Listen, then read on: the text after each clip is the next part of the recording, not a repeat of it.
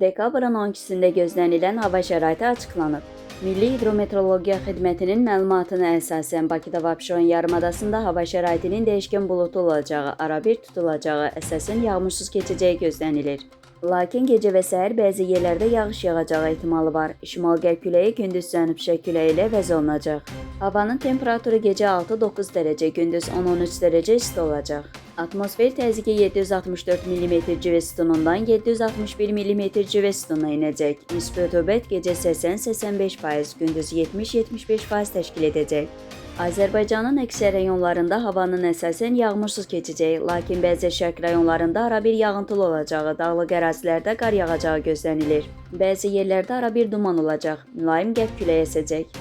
Havanın temperaturu gecə 3-7 dərəcə, gündüz 9-14 dərəcə isti. Dağlarda gecə 0-5 dərəcə şaxta, gündüz 3-8 dərəcə isti olacaq.